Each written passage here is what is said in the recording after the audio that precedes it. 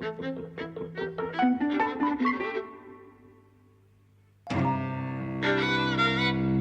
and welcome to Eavesdropping at the Movies. I'm Mike. And I'm José. And we're going to talk about Climax. Yes. The new film from Gaspar Noé. Yes. Which I didn't even know he was making a new film. First I'd heard of it was basically today when you told me it was on. I know he'd done one, but I only recently found out that it was playing in Birmingham, that it was only playing for a few days. It's coming again, if you've missed it at the Electric, it's playing again at the Midlands Arts Centre. November the 15th. November the 15th, yes. It's a kind of a horror, trippy, but not maybe in the way you might expect from him if you've seen like Enter the Void. You know, it's not. I was expecting kind of psychedelia from it, which is not what it is. But there is a kind of trippiness to it. And it's about dance and music, and kind of youth and sex and violence and all the things that he's really interested in. It stars Sofia Boutella, primarily. My love. Who's wonderful. We saw her in Hotel Artemis Recently, but I've seen her in great. a whole bunch of things, actually. She's my favorite actress of the moment, I think. But to say it stars her is, you know, I mean, she's one of the people in the film. It's an ensemble piece, but she's the one you might recognise. I don't know that you know any of the others. She's the only name I recognise, anyway. Yeah, I don't know if the others might be French stars. Well, no, I was going to say I think they might really be dancers who have been chosen for their ability to dance and then used as actors. Do you know what I mean? That could be. But I don't know.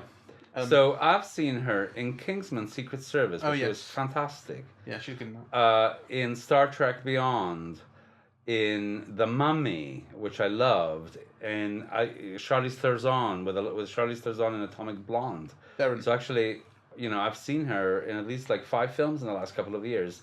And, you know, she's really a fantastic presence on film. She's always kind of slightly odd, you know. She always plays a villainous character, or mostly plays a villainous character, somebody with an edge, somebody who could do you harm, whilst looking very sleek and, you know, beautiful is the wrong word, but feline, yeah. She's very sexy, yeah. Yeah. It's not quite the case in this that you suspect that she might do someone harm, but she's got certainly strength to her. She's constantly kind of putting off the advances of this slaggy guy who claims to have had sex with her and wants to again or for the first time. It's not clear. The kind of one-line pitch for this film. Actually, this is what I told Matt earlier, and he was like, "That's exactly a Gaspar Noé film."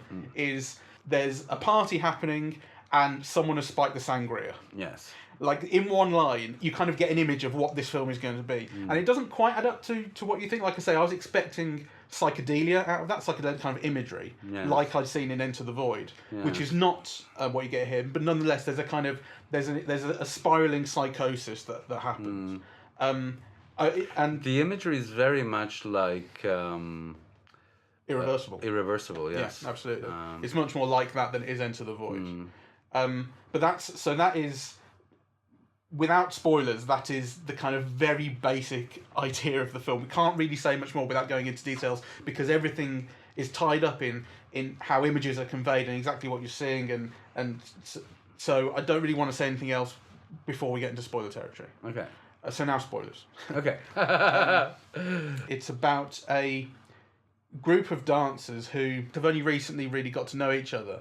The film opens on their kind of audition tapes, talking to the camera and talking to a couple of interviewers about you know, what it's right, like the start of Cold War, you know, why they want to join this it's like a troupe, why they want to dance and where they come from and what do they want to do with their lives, and you kind of hear the desires and the hopes and the dreams and the backgrounds of these various people. There's a little bit more than that. So just visually, what you're seeing is this TV surrounded by videos and books, right? And the books include, like, you know, Buñuel's autobiography, the films of Suspiria, and so kind of, you know, the books and certainly the films suggest a kind of headspacey, trippy aspect. Horror-y, so, and the questions that are asked are also, I think, very telling. So, you know, why, or, you know, how far would you be prepared to go? Right? Yes. I think there's something kind of pointed about it, really. It sets up a kind of a thing. So on the one hand, they're dancers, they're people who are working with their bodies. You get a little bit of their history, right? Are your parents supportive or are they not supportive? Yeah. And also this thing of, what do they dance? How far are they prepared to go? And, kind of what is their dream in a way, right? So I thought that was all kind of very interesting. And the people that you see in the interview are the people that you then see, giving this performance. Right? Yeah. So these are the people who've become part of this troupe. So the film opens directly on this image of it's a white screen, and you realise it's snow as this girl staggers kind of down into the frame, and she's clutching her stomach. And this is the girl who was later on in the film stabbed herself. Okay, right. Then we get this television amidst these books and videos, because many of them look VHSs. Well, the film tells you it's based on a true story from 1996. So I think it's also setting itself around then too, which is why this is all VHS and a full frame screen. Okay, how interesting! I didn't get that. Yeah. I didn't get the period. So that's interesting. I wonder what the significance of the period is. I don't know, because it says at the start. This is one of the things with Noé and his use of credits. In Irreversible, the whole thing in that film was it's backwards, and the film starts off with the closing credits. And in this film, it starts. It starts off with that, except they're scrolling the right way. But you think, oh, is he doing it backwards again? Because clearly, whatever's happened to this girl has happened. Yes. Like you're going to see what has happened. Yes. And then the film, the text that comes up says, the film you have just seen was based on a true story from 1996. So you kind of think, oh, is he doing it backwards? And it turns out he's not. That's a flash forward, as it were, from the end of the film. But he does all the credits. But I like that thing about him. I like that he goes, like, people don't like to sit through credits. So what I'll do is I'll make him sit through the credits at the start. Yeah. Everyone can get their due who worked on the film. Well, there's more than that, actually. And all of that stuff was very interesting. Because at the end, when the lights just went off, people didn't know what to do. Yeah. Right? So he's getting interesting effects out of doing the unexpected, really. Yeah. So, and one of the unexpected things is that the film begins and you have like this multiracial dancers, doing in a way what musicals are meant to do, which they're dancing in sync, and they're all kind of creating patterns with each other, and there's a real sense of community and feel good and kind of energy and so on. And then something like a title comes out again, and it says, this is a French film, and proud of it, and proud of being so. And that's right after the TV has shown you these interviews. So the TV shows the interviews, and then you get some opening credits, as I recall, and then it shows you the French flag, which has been made. It's the kind of backdrop in this sort of community centre. But it shows you that, and it says this is a French film and proud. Yes. There's a lot of that. So basically, there's about, I don't know how long it is, but it feels like around 10 minutes or so, which is, this dance number, right? Or actually, it's almost like 3 little dance numbers, right? Interspersed. And those are all like, kind of wonderfully choreographed, and it's a collective experience, and it's filmed in all kinds of ways you can imagine, including, for a very long time with a directly overhead camera, which I found annoying at some point. I quite enjoyed that. I think there was interesting imagery and interesting feeling to the way that people moved, the way that their limbs would protrude, move back in, the way that they would kind of they turn themselves horizontal and lie on the floor and move and then be vertical again. Their shapes changed in interesting ways. I like that about it, but what I didn't like is that there seemed to be like, an entire sequence or a really long take of dancing shown one way, and then there would be an incredibly long sequence where it would all be shown overhead. Yeah. Right. So I just think kind of somebody more imaginative with dance and movement or whatever would have allowed us to see what we wanted to see without all the middling bits in between, which just kind of seemed. Well, I think the scene you're thinking of is the one that I mentioned as the kind of mosh pit scene, where they're in a circle, the dancers are in a circle, and then they take their turns in the middle to perform. And that's not, as I recall, done in a single take. It is cut. Okay, well then, you may be right. It may go on for a bit, and it may be if it doesn't start being interesting to you, it may never become interesting.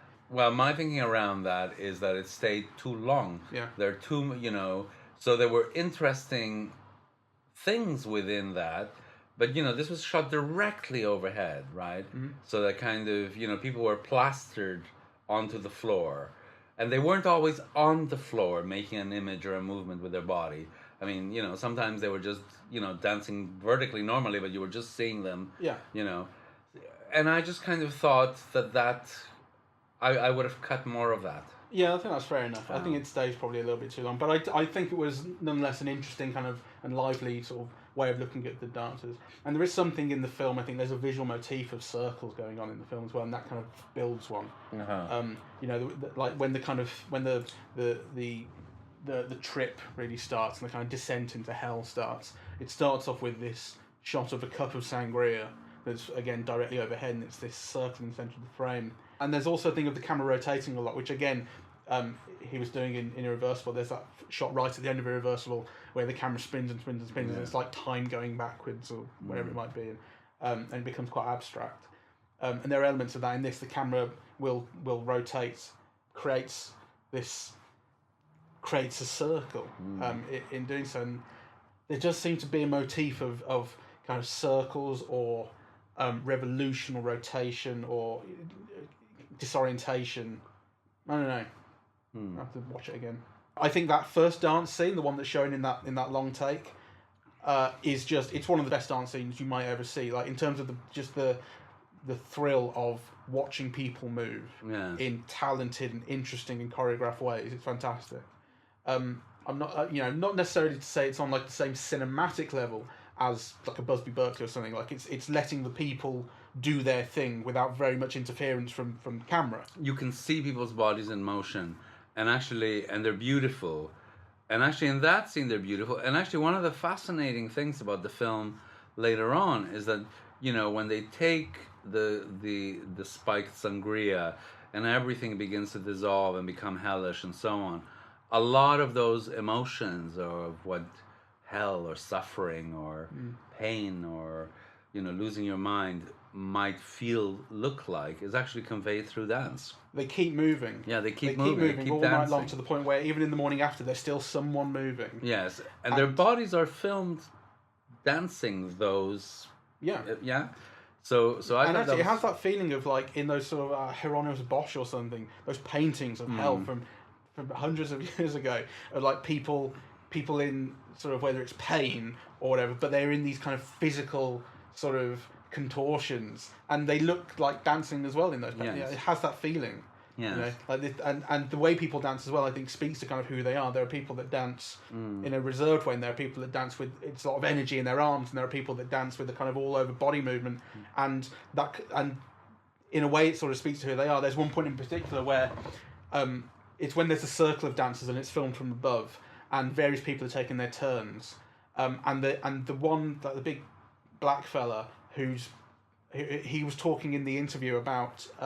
They asked him, what's the worst thing you've ever done in a fight? And he said, I smashed someone's skull and broke their teeth. Right? That kind of, although he's not really seen as violent in the rest of the film, it kind of comes out then, like that dance area turns into like a mosh pit briefly while he's in there. He doesn't want to dance at first, right? They push him into it, and he's like, I don't want to dance, I want to dance. And then he just lets loose, and it becomes really, really aggressive for a minute. And a couple of other guys join in as well. And it's like there's this visceral expression in that moment. It seemed interesting to me that there were many, many references through the dancing, not through the music, to voguing, and Madonna, and what's the film? Paris is Burning. Right. So that type of subcultural, marginalized, outsider, American underclass dancing, right? And the hip hop is part of that, but also the whole other gay subcultural thing of drag queens and houses and voguing is also kind of conveyed through the dancing, and it's just interesting. And also, there's a dream of America in the film, isn't there? Yeah. Yes. So so all of that hip hop culture and certainly the dance moves and that all seems like an American cultural imperialism, really, you know. Yeah, and there is that, yeah. So anyway, I was trying to connect, this idea of, Europe on the one hand, um, France on the other, yeah, the flag, and this is a French film, I'm proud of it, and so on, and then kind of, the effects of like this dream of America that for this generation is kind of inspired by hip hop music and hip hop culture, because one of the characters says America's a dream, is a paradise for black people or something like that. Again, kind of interesting things to kind of try and kind of see if there are connections, right? There are conscious connections that one can kind of bring up. Anyway, that's all wonderful, and you begin to learn a little bit about these characters, but basically, as soon as the rehearsal stops, they have a party, right? And, as the party begins, you get like really these comic skits, with one guy saying how many women he's had, and, these two other guys talking, very funnily. People are chatting in pairs. Yeah, in pairs. And the camera cuts between them. Yeah, so you cut from conversation to conversation to conversation, and, and actually it feels very disorientating because, you don't know who, you get no sense of the space in a way, where it's cutting to and from, and who's overhearing and who's not, and what the groupings are. They feel almost like isolated, really. I was going to say, there's a kind of vignette-y feeling to that, and I think one of the things that's really subtle about it, it's not so subtle, but it has a big effect, is that the camera doesn't cut directly between these conversations. Yes. The cuts they have like 4 or 5 just frames of black between. It's like blinking. I think he did the same thing in Enter the Void, where it was this guy, this kind of it was about the Book of the Dead, that film, like the guy dies and then his kind of ethereal being looks over the entire world of Tokyo and all his friends and family and stuff. And there are times in that film where there are these cuts that happen across space and time, but they happen with these black frames in the middle that break it up somehow, that make it like you're changing worlds or something like that. It's really weird. And so instead of it being this continuous cut, as it were, that goes from one place to another directly in this film, these little borders that break up the cuts have the effect of kind of separating these short snippets of conversation into these kind of vignettes, these parcels. They kind of dislocate them from space and time in a way. Yes. So it's like, it's not like just cross-cutting. Yes, it's dislocated. It is, well, and it feels kind of, it's very, very charming, I found, actually. But it does feel it felt slightly odd. I kind of, I couldn't quite put my finger on why. So, what you're saying might have something to do with it. I also thought that, not anchoring the scene in any kind of visual geography that you could then connect the other bits to, kind of made it feel slightly... These are just 2 shots. Yeah. You get some sense, like people will kind of look over their shoulder at someone else they're clearly talking about, but the scene is not about giving you a sense of the space at all. Yes. So anyway, that kind of works. I mean, that works at kind of familiarizing yourself with all of these disparate people. And I think basically kind of, what happens is that as the party progresses, things begin to go wrong, basically. So, what had been a kind of, this idea of an ideal multicultural France, where actually kind of, not only multicultural, but also multiracial. Right, so there's people from Germany and so on, but also there's Algerian immigrants and African immigrants living in France and so on, right? And you get this idea of, this is contemporary France and it's multiracial and multicultural. Anyway, and then the Kool-Aid gets spiked, or the sangria gets spiked, right? And then everything begins to go wrong, and basically what happens is, you're back in a Gaspar Noé hell, and you say, why do I bother with his films? They're going to be like this, right?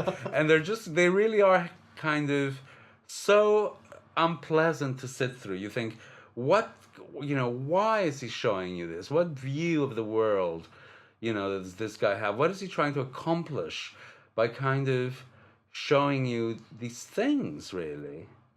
Well, I mean, I didn't have that reaction. I didn't have the reaction of hating it, if that's what you did. No, I didn't. No, hated is too strong. But I did think, like some things, like the kick in the pregnant woman's stomach. Yeah, you had a little odd scream at that. Yes, I did. I mean, why do you need to do that? Why can't you present a vision of hell without, showing without that really? Well, because I guess that kind of death and violence to that extreme is what would hell be without it? I agree, it's harsh as hell, but I mean, harsh as hell, harsh as fuck. But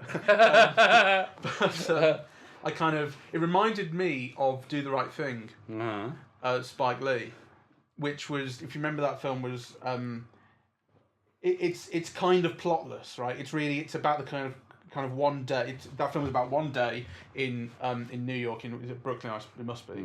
Yes, it was Brooklyn. Where these various characters are interacting in their daily lives, walking around, talking to each other, interacting. The characters kind of clashing and whatever it is, and the heat. There's a heat wave, and the day builds up and builds up. These tensions grow and grow and grow, and eventually it explode into violence.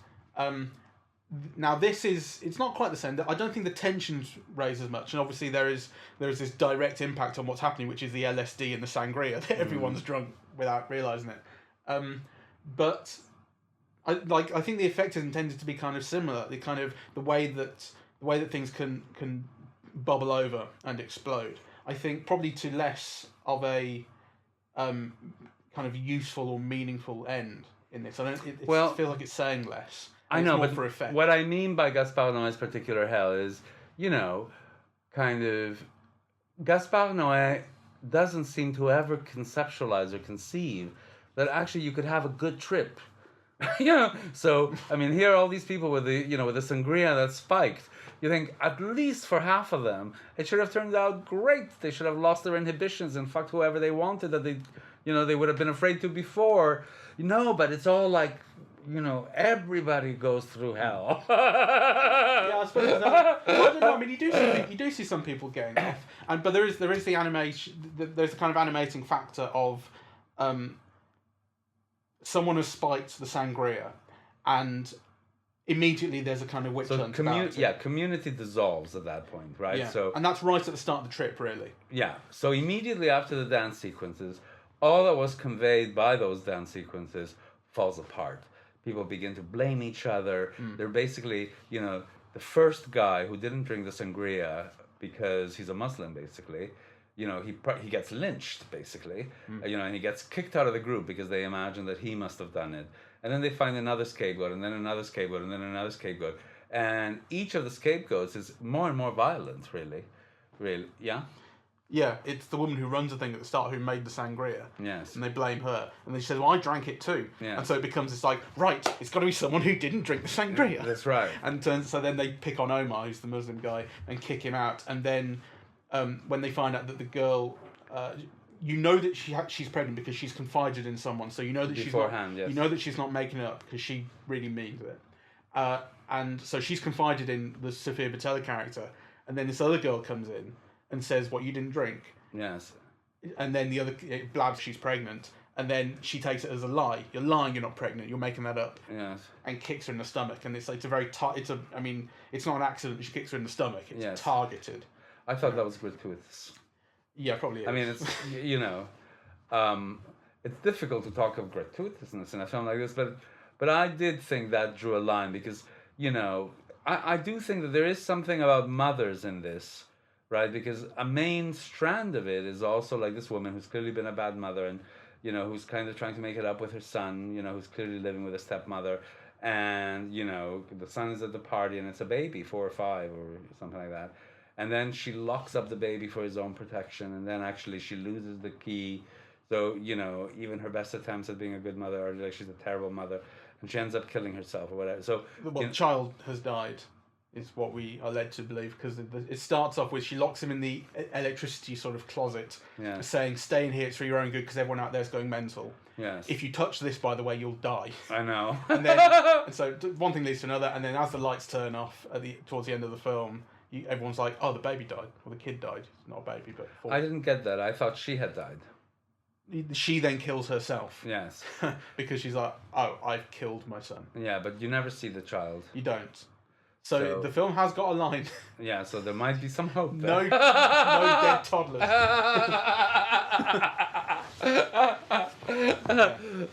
So, yeah, I mean, he's definitely a filmmaker who makes me wince, really.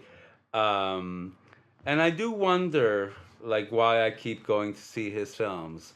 Yeah, kind of, what do you learn from it, or what experience do you get from it? That you feel you must go and see them, because, actually, certainly his experimentations with form here, I think are, I don't think they're anything special, really. We've come to expect them from him. Well, these are things he has done before. Yeah. That's the problem. I mean, there was one thing... originality. One thing that I saw that I hadn't noticed before, and that I found quite beautiful, was at the very end when the police come in, and actually I imagine it's been shot normally, but it's been printed upside down. Or he may just have held the camera upside down. Or he might have held the camera upside down. But anyway, it's the same effect. And there's something almost ethereal or magical where people look like they're hanging from the ceiling. I don't know. I wonder if there's more than just actually showing the film upside down, because it's a very eerie experience. It has an eeriness to it.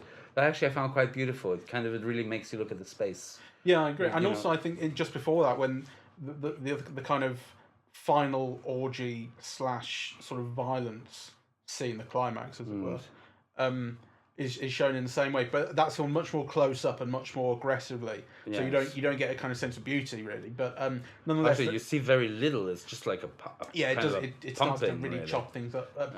But still, it's you do get a feeling of that. You're looking at these people on the ceiling as opposed to on the ground, and there's something. It's a more interesting experience than it would be if you were being shown them the right way up, which is not saying much, I suppose, but it is an interesting image. It has a really interesting effect, that hanging from the ceiling. It just did, so there were, my initial view was you see somebody it looks like they're hanging from the ceiling. There's one person still dancing. Yeah. And you think, oh, how do they do that? Are they clutching their feet? And then you notice, that the policemen coming in are also upside down, but it's very eerie and kind of magical, and you feel you're watching something with fresh eyes, but obviously trying to replicate that sense of feeling high and woozy and slightly drugged, right? I mean, I think there is an attempt in the film to reproduce that feeling, and I suppose there's a sense of how the night, because it's set over this one night, and that night has been a transformation. Yes. And the transformation goes as far as turning the image upside down. Yes. The film kind of threatens to do that at one or 2 points with the camera rotating, does a barrel roll a couple of times, but ends up the right way up usually. Yes. But it's at the end that it turns up and stays upside down. Yes. And that's where everything has kind of changed. And as you say, it becomes kind of beautiful in a way, the camera, because the camera's been going so crazy during the course of the night. Towards the end, it goes insane, as you say, and then when you come back in the morning and the door opens up, it's on a tripod, or at least it's perfectly still. I don't know if it then moved again. I can't remember, but it's even though it's upside down, the shot is centered on the door in the corner and the light streaming in, and there's composure and beauty in that shot. It's not just about being crazy as it was the night before. So what do you think Gaspar Noé is trying to convey? What are his themes? Well, I think there has to be something. This is again while I was thinking about Do the Right Thing. There is something about the kind of racial makeup of the group, and the breakdown of, as you pointed out, this kind of ideal sort of. I don't think it's never made explicit that we're getting together a group of people from different races and backgrounds, but that's clearly the implication, I think. Yes, but actually, there's something very interesting about it, because there is a villain to this piece. Yeah. Right. So during the interviews, there's this German woman who says the culture and so on there is wonderful, but there was just too many drugs, and people are even putting LSD in their eyelids now, and I just had to get away from that. Yeah. So and then it turns out that at the end of the film, she's the one who's kind of putting she's the one who is actually, turns out she didn't get away from it at all, and she is putting LSD in her eyes. Yeah, so she's, so she spiked the sangria. So actually, it's very significant that this kind of blonde Aryan goddess, who is really like, this blonde Amazon. She's, one of the tallest people in the group, and she's the whitest person and the blondest person in the group. It is kind of interesting that she's the one who is kind of, Go on. Well, because, Germany is the leading power in Europe. It is kind of the central economy. It's got kind of great power. Berlin, I think, is the cultural capital of Europe. It's not London. Right. So, I think it would be interesting to make that a villain in, this piece, something that destroys this multicultural, multiracial ideal of France. Mm. There are things about the film that feel cheap. Like? Well, I would start with actually the books and DVDs, the books and videos on each side of the telly in that opening sequence. Uh-huh. I think they're not really. It's like name dropping. Like, this film's going to be like Eraserhead, or this film's going to be like Suspiria, this film's going to be like Schizophrenia. Like, well, no, because there's too much around it. I just thought that was interesting. He is framing the film for us. He is providing like a kind of a visual and thematic context. So, for example, it also, I thought, the Buñuel's autobiography was the book that was closest on the bottom shelf on the left to the screen. And I thought it was interesting because, he made this film in 1960, which I can't remember the name of now, but it's this Mexican film where, everybody goes to a party in one room and then they can't get out. Okay. Right. And, this had a little bit like this. Yeah, right? Yeah, absolutely. It's like kind of sort of thing. Yeah. So they can't escape this hell, that they find themselves in. And it made me wonder if actually all of the other references that surround that screen of interviews, if they're not kind of woven through in some manner of reference. Yeah, I suppose, and they may be. But nonetheless, it's still building a film out of references, if that is what the kind of idea is a bit empty, isn't it? It doesn't need to be. It But could, do you think it could would be. Well, yeah, it could. So we talked about Buñuel's Exterminating Angel, but another kind of clear reference point is Pasolini's Salò. Yeah, which is referenced in the videotapes on the side of the screen. Ah, right, okay. Yeah. But I think, my argument against... When I saw Salò, and actually I had one moment where I was literally ill. I had to get out of the cinema, and then I was sick, and then I went back in to watch the end of it. But it kind of, when we got to... It was the circle of blood, I think, that, made me run out and vomit. So, this has a little bit of that feel about it as well, actually. And again, my criticisms of this film would be the same as that of Salò. In order to make a critique of fascism, do you have to kind of show, those extreme actions in kind of in such a brutal way? And again, that would be kind of my reservation or response to Gaspar Noé. Yeah, kind of, do you actually need to kick a pregnant woman in the stomach in order to make, and make the audience wince as it does, in order to make whatever point you're trying to make? Your vision of hell. Yes. I mean, I suppose the counter argument, or a counter argument, could be to Salò. This is to your argument about Salò is that if you're doing this through kind of metaphor on screen, like showing something that visually appalling, is kind of the only way to really express your kind of hatred of the evils of fascism, as opposed to making like a thesis or something like that. The kind of visceral ugliness of it is that's the power of cinema, isn't it? That's why you would use the cinematic medium. It's true, and I mean, I think there's another thing, which is, we now see almost on a daily basis many, many, many, many worse things than Salò shows, or than Climax shows. We've seen like homosexuals thrown from buildings, women stoned.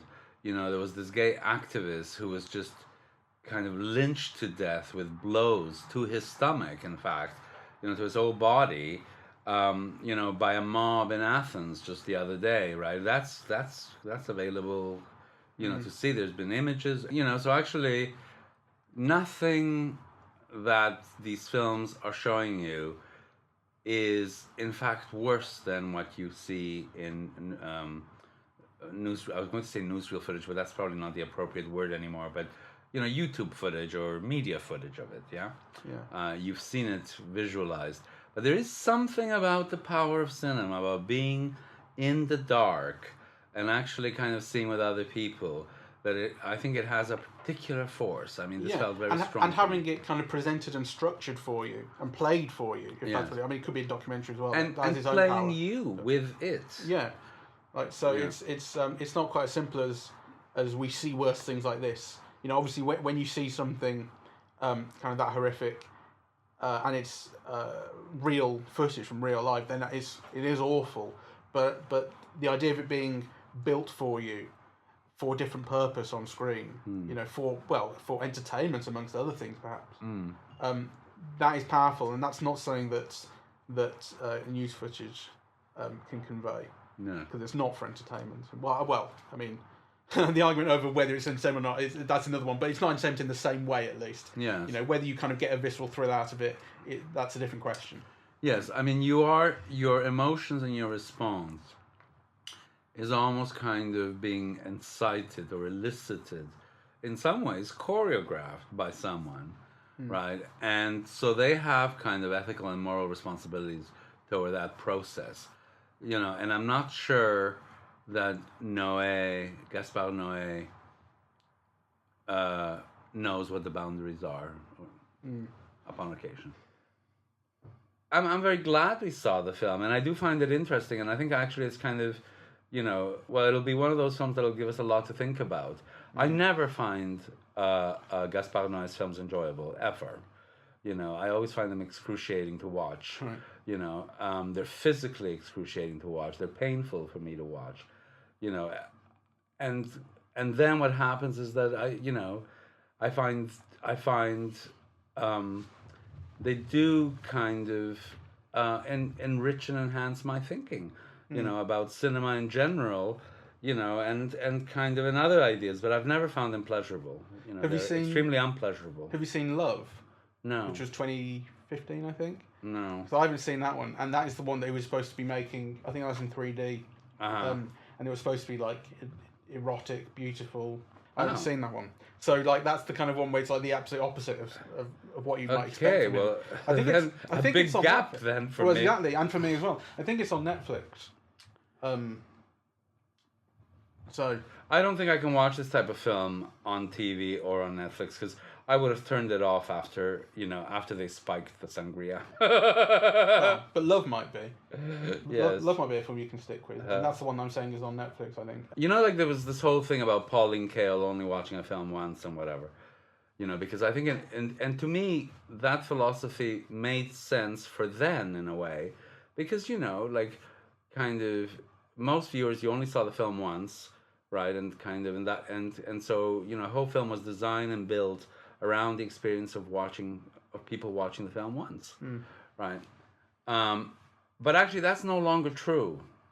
I think filmmakers make films nowadays with the idea that it is on digital, it is on DVD, it is that you'll be able to look at it back and forth and kind of look at particular scenes over and over again and so on, right? So I think for me, kind of a first viewing is always exploratory in a sense, kind of, and I can't blame this film for not making itself clear making those me links for you immediately. Yes, because I think we have a different way of viewing now. So but all I can say at this moment is that I couldn't put it together. It just didn't register for me in a way that I could make sense of it. Though I understood that there is a sense to be made of it. Right now, I actually don't want to watch it again to find out. Which is the other. It's the other thing that I think, maybe filmmakers don't pay enough attention to. So yes, you can watch it 5 times and get a different sense of it. But will you want to? Yeah, I suppose there's an element of that. Although it's only an hour and a half long. Yes, I know. It looks like 2.5 long. It feels longer, I think. I didn't feel. I must say. It doesn't feel like excruciatingly long. I didn't find it felt long to me. Right. And I was riveted throughout. I was going to say, like, for all the kind of negativity I think we've expressed in some regards, I had a really good time. Yeah. Kind of advisedly speaking, like it wasn't like a laugh riot, but I really enjoyed the experience of being in the cinema watching it. It's like, there's very few films that like envelop you the way that this film will. Yes, it did. The pounding music, and it's constant, and the lighting and the camera and the way it's just always moving and always showing something, always following someone. There's always something interesting to look at. It's a film that expands your horizons in a way. It asks you to view and listen differently, and to pay attention to different things, and to put things together kind of in a different way. It keeps you on your toes, and I like that. I think too few films do that, now. So it's just...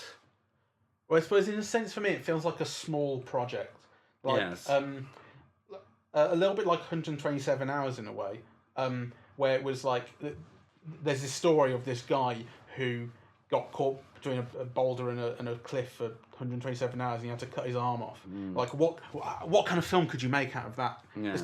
It's kind of the idea, and I feel there's something similar in this. The idea that it's based on true events. It says to me, like, Gaspar Noé heard about this story and was like, "There's a film in here." Yes. Do you know what I mean? Yeah. And there's not quite enough of a film in here. Yeah. At least on first viewing, though. But it is a cinematic experience, and it's like it would be diminished on the home systems. I mean, I wish we'd watched it on an even better screen than the Electric offers, actually. Yeah. Although it was good, though. I thought it was fine. Well, I thought that there might have been more to the visual qualities that we weren't able to get from that kind of projector. It's not a very good projector. Well, we can see it again in a month or two at the Mac.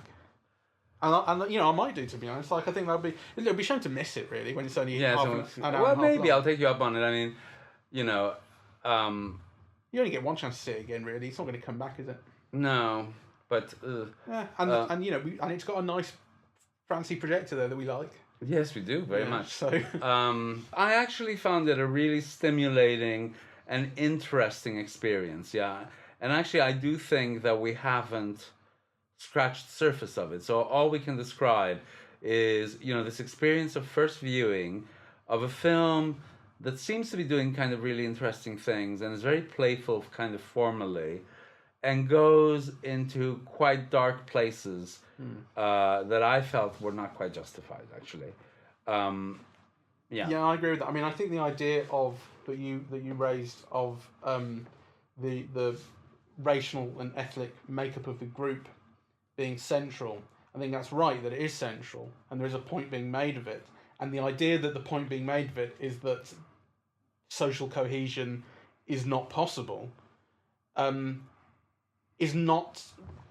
It's not a true point to make, because I think, like, in any circumstances, if it was a group of all black people, a group of all white people, a group of all Chinese people, if someone spiked the sangria and it's causing everyone to have a bad trip, then, like, any group is going to start going crazy over it. Yes. I don't like the idea that, like, it would be tied to the way that France practices kind of social cohesion is not a good one.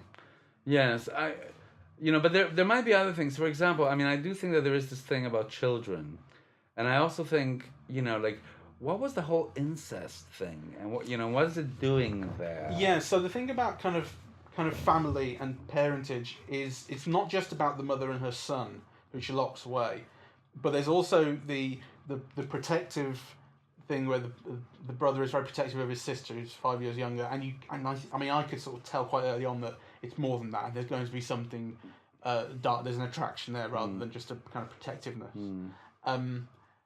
Although it's kind of slightly played for laughs the first time you see it, but it becomes darker. And there's the thing of the DJ and the young gay guy calling him daddy. Yes. Everyone calls him daddy, but he particularly calls him daddy, and they have there is a kind of paternal relationship between them, but again they sleep together, or you see them having had. Though at some point, well, you see them in bed together hugging, because actually there's this bit of dialogue with the DJ where he says, you might lose your virginity today. Yeah, exactly. So and then like the morning after, when you kind of pick up on the various people and you see where they are, those two are in bed together. Yes. Asleep. But you don't know what that means. Yeah, it's not clear. But there is something but you have seen the brother and the sister having sex, or, you do, or rather, him having sex with her. Yes. That I don't know how much she is part of it. I don't quite remember. Yeah. I think she was kind of. It's suggested to me that she is reciprocating. Oh, I didn't get that feeling at all. Not the scene where they're on the floor, but the scene where they're in the kind of one of the rooms and they're on the side. Like she seems to be into it then. Yeah. They're walked in on by the other guy. Yeah, I know. I didn't get. I got the feeling she was doing it. Right. But whether she was into doing it, I didn't. Sure. Okay. I didn't get. There's a distinction there. Anyway, I just kind of. I feel like darkness for darkness' sake. Yes, it feels like one of those American Gothic, Southern Gothic things. Where there's just like kind of too many variances in the stew. Really, I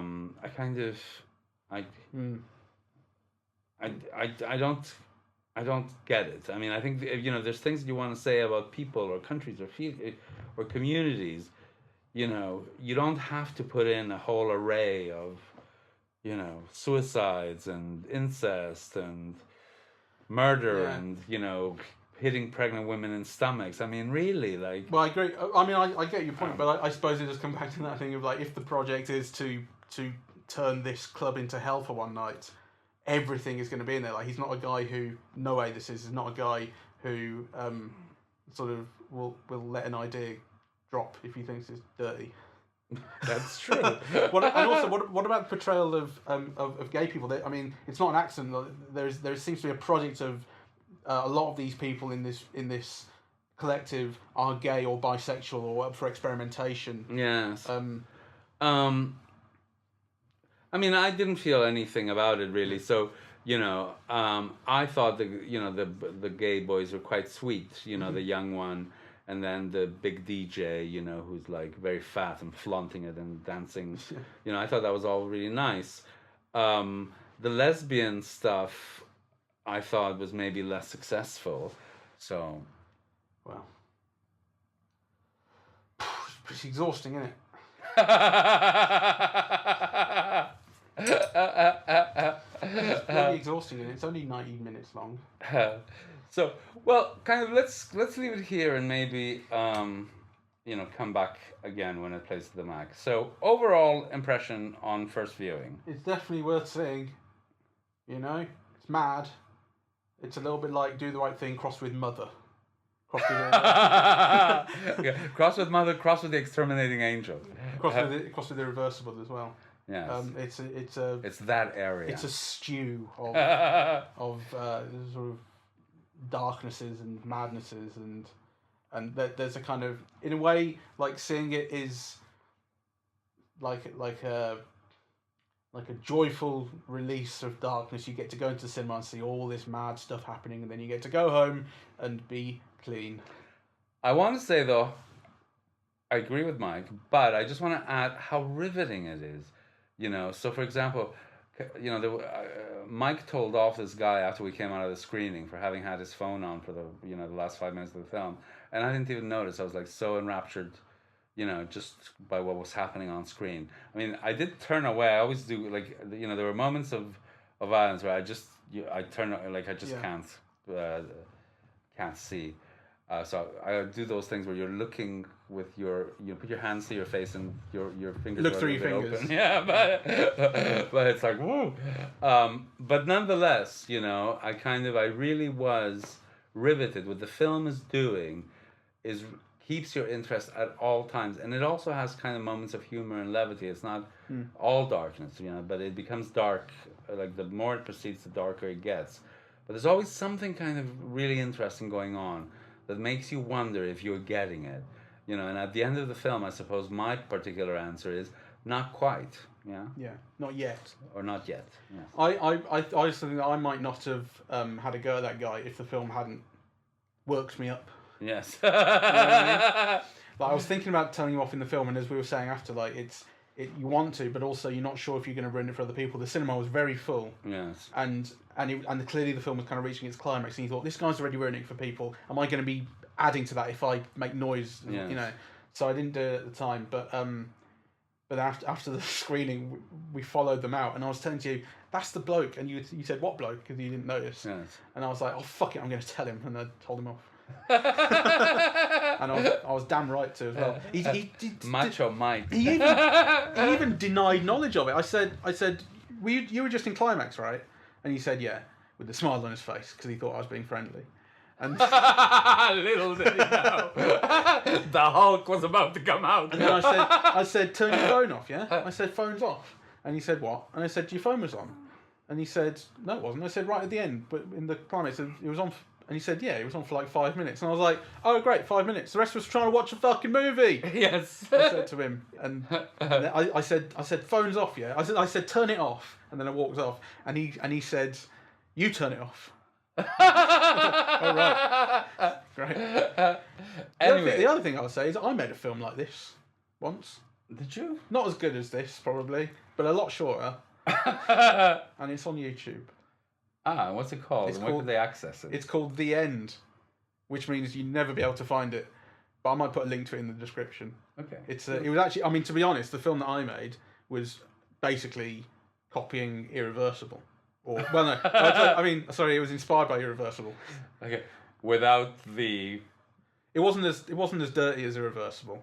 And it didn't have the fire extinguisher. No fire extinguisher. Actually, there is a death in it. But it's with the lid of a toilet, lid of a cistern, rather than a fire extinguisher. All right. So if you want to see Mike's Dada experiment, I'll put a link to it in the description. Yeah. All right. So is that it? Yeah, I think that's it for now. But I'm keen to see it again, and I think we should do. Okay. So and we've got enough time to let our stomach settle because it's a couple of months before it's out again. Yeah. Or a month and a half. Right. Okay. Good. So thank you very much for listening to the first installment of a discussion of Climax, and actually the films that we do. So we have this policy of really reading nothing and going into the film blind, and then kind of just discussing the experience of it. But by the time that we do a second viewing, I actually do like to kind of read criticism and be informed and so on. So you'll if you come back, you'll come back to a much more kind of thoughtful and better informed discussion. Yeah, and I think kind of competing interpretations of this film would be particularly informative. Like, it's a film I think would open up to different people in different ways. Yes. And if you've seen it and have thoughts, then we'd love to hear them because I mean there's so much to I think dig into in here. It'll be really interesting to hear what you think. And